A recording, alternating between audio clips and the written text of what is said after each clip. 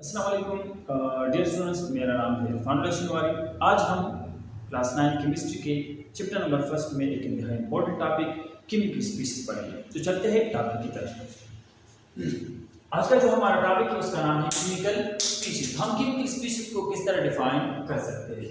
So we can define the chemical species as the atom or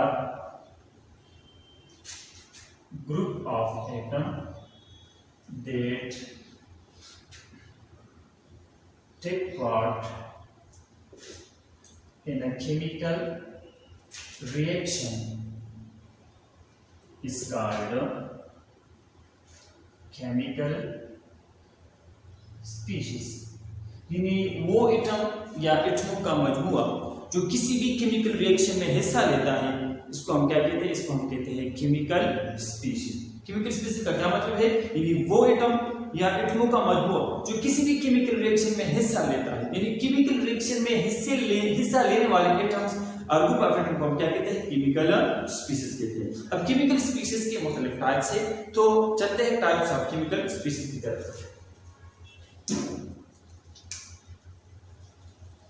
types of chemical species. अच्छा, chemical species की तीन types है। सबसे पहले हम पढ़ेंगे आयंस को, फिर उसके बाद है मॉलिक्यूलर आयंस, और फिर तीसरे नंबर पर है फ्री रेडिकल। अच्छा, तो सबसे पहले चलते हैं पहला टाइप्स, जिसका नाम है आयंस। अच्छा, आयंस को हम किस तरह डिफाइन कर सकते हैं? आसान डिफिनेशन है आयंस का कि any charge particle is called ion. यानी कोई भी चार्ज वाले जर्रे को हम क्या कहते हैं? आयंस कहते हैं। How we can define the ions? Any charge particle. Any charge particle से मुराद ये है कि इस पर पॉजिटिव चार्ज भी हो सकता है और नेगेटिव। तो हम इसको इस तरह डिफाइन कर सकते हैं कि एनी पॉजिटिव और negative charge particle is called ion. यानी कोई भी पॉजिटिव या negative charge particle, any charge particle, या हम इसको इस तरह भी कह सकते हैं कि एनी पॉजिटिव और negative charge particle is called ions. यानी कोई भी प्लस या माइनस चार्ज वाले जर्रे को या एटम को हम क्या कह सकते हैं? आयंस कहते हैं। अब आयंस के दो किस्में हैं, यानी दो किस्म के आयंस होते हैं। पहले को हम कहते हैं there are two types of ions. यानी आयंस की there are two types of ions. यानी आयंस की दो किस्में हैं। पहले वाले को हम कहते हैं केटायन। अब केटायन क्या है? कोई भी एटम अगर इलेक्ट्रॉन को लूज करता है तो उस पर कौन सा चार्ज आएगा? पॉजिटिव चार्ज आएगा। इसका मतलब है कि पॉजिटिव चार्ज वाले एटम को हम क्या कहते हैं? पॉजिटिव वाले चार्ज वाले एटम को हम कहते हैं केटायन। तो हम किस तरह केटायन को डिफाइन कर सकते हैं कि any positive charge atom is called cation. यानी कोई भी प्लस चार्ज वाले एटम को हम क्या कह सकते हैं? केटायन कह सकते हैं। या हम इसको इस तरह भी डिफाइन कर सकते हैं कि वे न्यूट्रल एटम लूज इलेक्ट्रॉन। जब न्यूट्रल एटम इलेक्ट्रॉन को लूज करता है तो उस पर कौन सा चार्ज आएगा? उस पर पॉजिटिव चार्ज आएगा। तो मैं किस तरह डिफाइन कर सकता हूं कि वे neutral atom lose electron a positive charge species will form. This positive charge species is called cation। तो किस तरह लिखूंगा कि when a neutral atom lose electron, जब न्यूट्रल एटम इलेक्ट्रॉन को लूज करता है तो क्या बन जाएगा? पॉजिटिव स्पीशीज बन जाएगा। तो a positive species will be formed। तो पॉजिटिव स्पीशीज बन जाएगा। This positive species is called cation. इसी पॉजिटिव स्पीशीज को या इसी पॉजिटिव एटम को हम क्या कहते हैं? केटायन कहते हैं। फॉर एग्जांपल हमारे पास एग्जांपल है सोडियम एक एटम है, न्यूट्रल एटम है। जब ये सोडियम न्यूट्रल एटम इलेक्ट्रॉन को लॉस करेगा तो इस पर कौन सा चार्ज आएगा? पॉजिटिव चार्ज आएगा। इसका मतलब है कि यही पॉजिटिव चार्ज वाला एटम, इसको हम क्या कहते हैं? इसको हम कीटाइन। इसी तरह अगर हम देख ले मैग्नीशियम एटम है, न्यूट्रल एटम है, जब ये मैग्नीशियम एटम इलेक्ट्रॉन को लॉस करेगा तो उस पर कौन सा चार्ज आएगा? Positive charge. तो इसी पॉजिटिव चार्ज वाले एटम को या जर्रे को, पार्टिकल को हम क्या कह सकते हैं? इसको हम कहते हैं कीटाइन। अच्छा, इसके बाद जो नेक्स्ट टाइप से केमिकल स्पीशीज का उसका नाम है, नेक्स्ट जो टाइप है आयंस का, उसका नाम है एनायन। तो चलते हैं एनायन की तरफ। अच्छा, जिस तरह हमने पढ़ा कि जब न्यूट्रल एटम इलेक्ट्रॉन को लूज करेगा तो उस पर पॉजिटिव चार्ज आएगा, इसी तरह जब न्यूट्रल एटम इलेक्ट्रॉन को गेन करेगा तो इस पर कौन सा चार्ज आएगा? जाहिर है नेगेटिव चार्ज आएगा। इसका मतलब है कि हर नेगेटिव चार्ज वाले जर्रे को हम क्या कहते हैं? इसको हम एनायन कहते हैं। तो how we can define the anion? Any negative charged atom या पार्टिकल इज कॉल्ड एनायन। यानी हर प्लस या माइनस चार्ज वाले एटम को हम क्या कहते हैं? इसको हम एनायन कहते हैं। अच्छा, एनायन को हम इस तरह भी डिफाइन कर सकते हैं कि व्हेन न्यूट्रल एटम, यानी जब न्यूट्रल एटम गेन इलेक्ट्रॉन को क्या करेगा? गेन करेगा, तो क्या हो जाएगा? इस पर जाहिर है नेगेटिव चार्ज आएगा। तो a negative charged species will be formed। तो माइनस चार्ज वाला एक एटम बन जाएगा which is called, जिसको हम क्या कहते हैं? which is called anion. इसको हम क्या कहते हैं? एनायन। फॉर एग्जांपल हमारे पास एक एटम है क्लोरीन। अगर क्लोरीन एटम इलेक्ट्रॉन को गेन करेगा तो फिर क्या करेगा? जाहिर है इस पर नेगेटिव चार्ज आएगा। इसी नेगेटिव चार्ज वाले क्लोरीन एटम को हम क्या कहते हैं? इसको हम एनायन कहते हैं। अच्छा, इसी तरह अगर हम देख ले ऑक्सीजन जब इलेक्ट्रॉन गेन करेगा तो इस पर नेगेटिव चार्ज आएगा। तो मतलब हर नेगेटिव चार्ज वाले एटम को हम एनायन कहते हैं। तो जो पहला हिस्सा है आयंस, आयंस किस चीज को हम कहते हैं? कोई भी प्लस या माइनस चार्ज वाले जर्रे को हम आयन कहते हैं।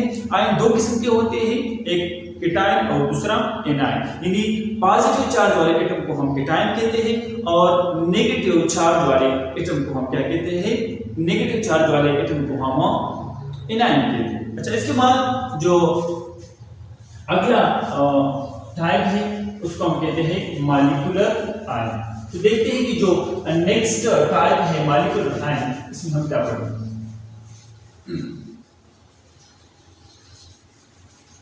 अच्छा, केमिकल स्पीशीज का दूसरा टाइप है मॉलिक्यूलर आयन।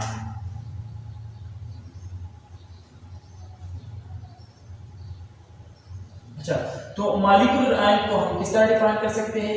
इंतहाई आसान है। वो मॉलिक्यूल जिस पर पॉजिटिव या नेगेटिव चार्ज हो उसको हम क्या कहते हैं? इसको हम मॉलिक्यूलर आयन कहते हैं। यानी एनी पॉजिटिव और negative charge molecule is called molecular ion.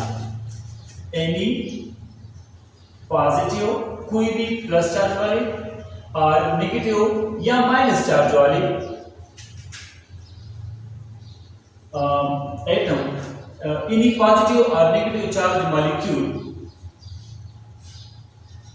is called molecular ion. यानी कोई भी प्लस या माइनस चार्ज वाले मॉलिक्यूल को हम मॉलिक्यूलर आयन कहते हैं। अब मॉलिक्यूलर आयन की फर्दर टू टाइप्स है।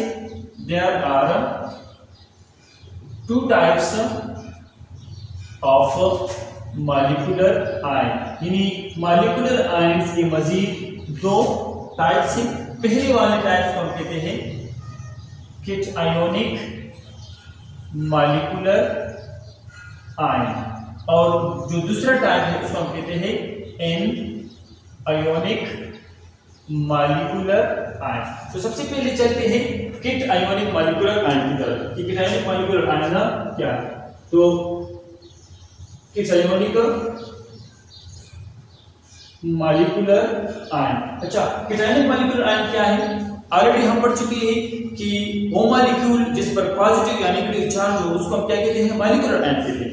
अब जिस मॉलिक्यूल पर पॉजिटिव चार्ज होगा उसको हम कहते हैं कैटायोनिक मॉलिक्यूलर आयन। यानी any positive charge molecule is called cationic molecular ion. Any positive charge molecule, यानी जो भी पॉजिटिव चार्ज वाले मॉलिक्यूल होते हैं is called cationic molecular ion. इसको हम क्या कहते हैं? Cationic molecular ion. For example हमारे पास मिसाल है CH4 पॉजिटिव, इसी तरह NH4 पॉजिटिव, इसी तरह और भी मुख्तलिफ पॉजिटिव आयन जिस तरह NO पॉजिटिव। तो ये सारे मॉलिक्यूल है और इन तमाम मॉलिक्यूल पर पॉजिटिव चार्ज है। तो इसी पॉजिटिव चार्ज मॉलिक्यूल को हम क्या कहते हैं? इसको हम कहते हैं कैटायोनिक मॉलिक्यूलर आयन। अच्छा, इसके बाद जो अगला टाइप है उसको हम कहते हैं एनायोनिक मॉलिक्यूलर आयन।